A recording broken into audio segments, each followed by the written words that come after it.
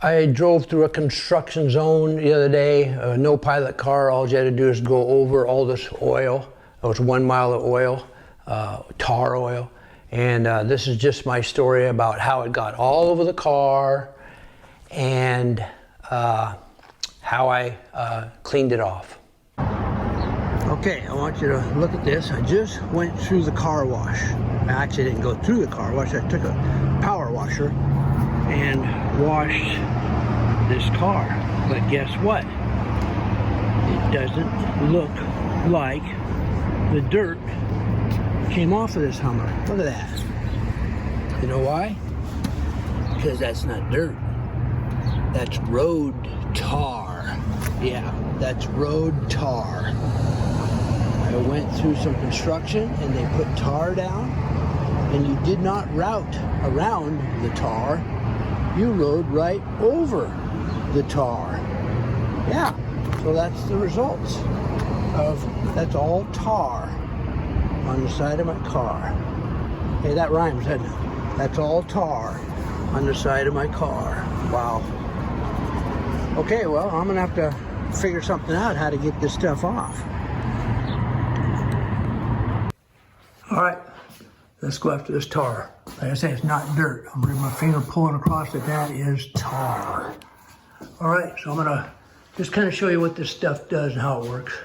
Okay, so this is some really nasty tar along here. So I was using this stuff right here I bought at O'Reilly's. It's called tar and sap remover. Okay, I'm gonna take some of this tar and sap remover and just kind of spray it on. I don't want it to run down very much.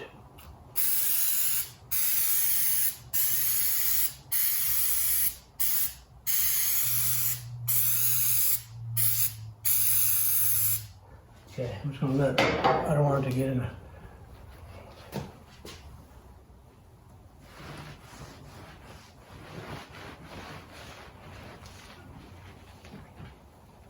Now I took it off pretty good.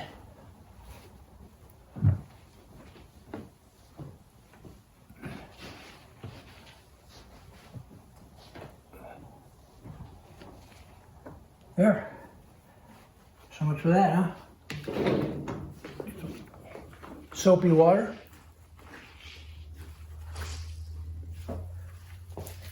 Soapy water with Dawn dishwater.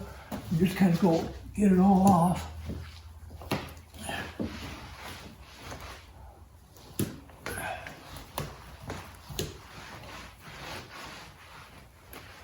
It's getting pretty dirty there. Yeah, I'm turning it over. And now it's not taking off anymore. Okay, and I'm gonna get a dry one. I'm gonna get a dry one here. You just wipe it dry.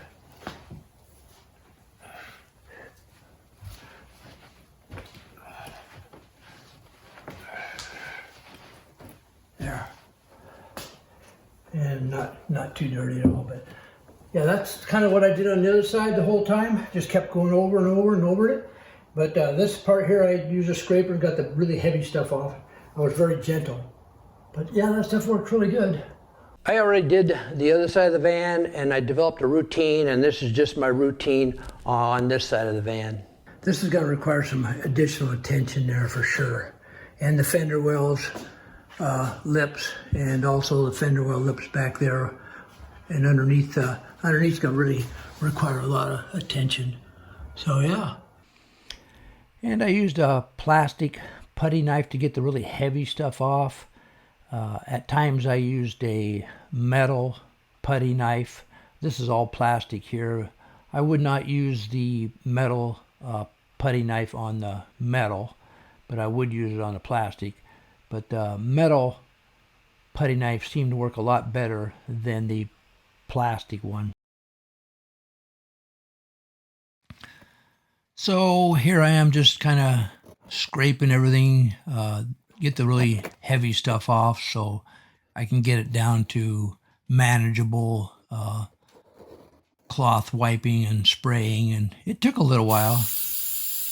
Once I got the scraping down to a manageable size, I use these microfiber cloths I bought from Costco to wipe this stuff down. I used about 40 of these things. I used a lot of them because I didn't like them to get very dirty. Once they got semi-dirty, I just discarded them and threw them away.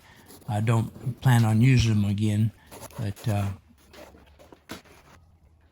okay, a metal scraper works a lot better, but you run the risk of scratching and gouging. This is all plastic down here. That's metal, but I'm not gonna run them up there with this, but I'll run it down here on the plastic. But it works a lot better, the metal one, but you do run the risk of gouging your plastic.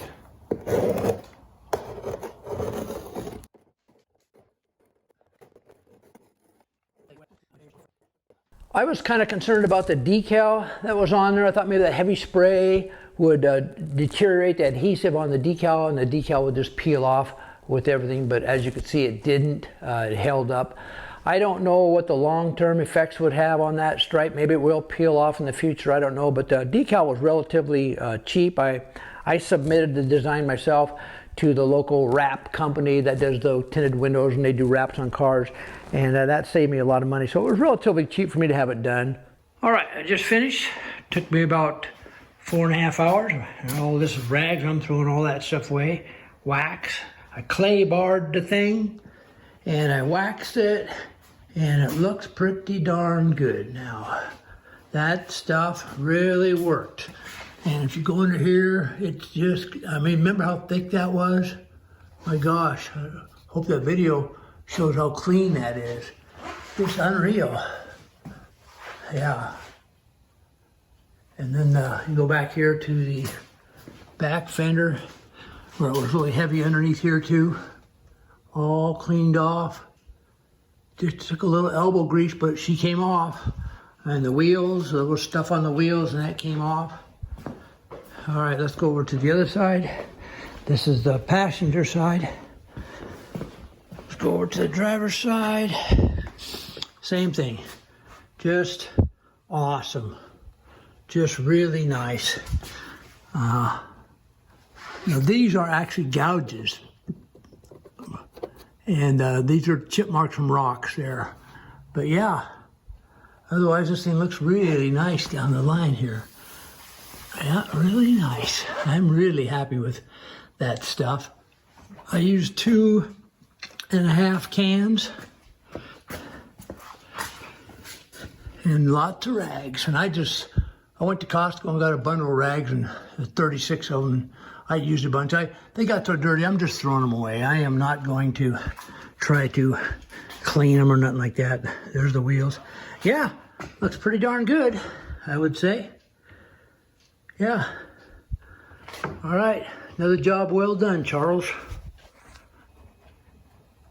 There it is, right there.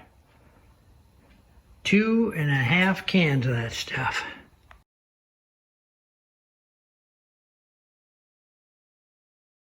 A few days ago, I drove my Chrysler Pacifica up to, down to Central Oregon in the middle of nowhere to the Washington Family Camp, which is also a Young Life compound.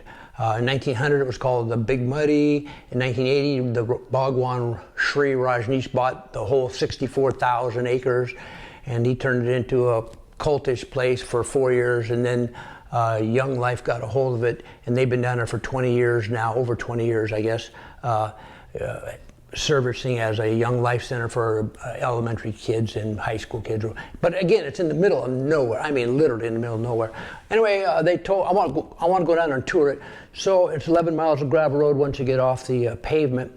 And they told me, yeah, they're getting ready to pave it, so there'll be construction. So I drove about 7, 8, 9 miles, didn't see a thing. All of a sudden I ran into this construction, no signs or nothing. Again, we're out in the middle of nowhere.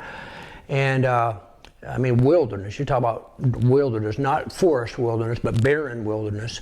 And I come into the construction, and they're dumping gravel, and I have to back up on my own, of course. I'm thinking this holy mackerel, you know. And we're on the side of a cliff, you know. It's kind of a windy canyon.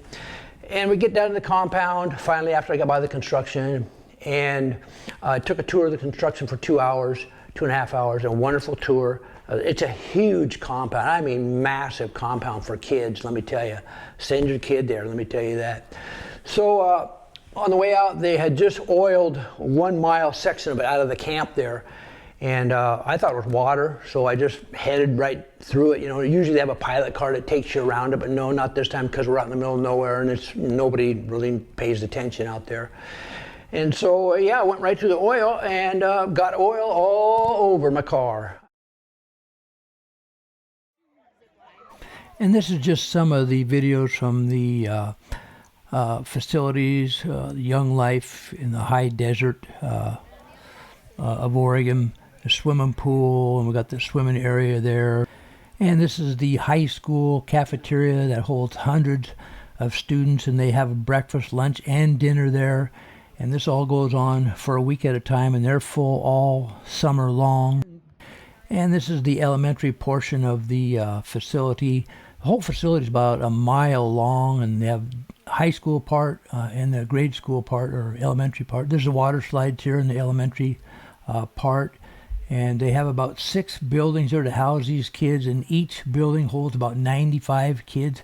And right there is the they gather at nighttime for that facility. And then here is the auditorium where they have plays and skits at nighttime. And just a whole fun-filled week full of stuff. They little shopping centers there, and zip lines, and just all kinds of fun. I highly recommend sending your kids to these camps. And here's a picture of the elementary kids' cafeteria, and they have up to 700 kids come in per week to do these, I'll just call it a retreat for young life. It's incredible. It's an amazing feat. They come in by the bus loads. Those buses come down them 11 miles of unpaved roads. That was the biggest complaint, and that's why a lot of outfits were reluctant to send down their kids down there, because of that gravel road. But now they're getting it paved. I talked to the maintenance man, and he said he changed or fixed 188 flat tires from April to the 1st of November last year alone. And so they're very happy about getting it all paved.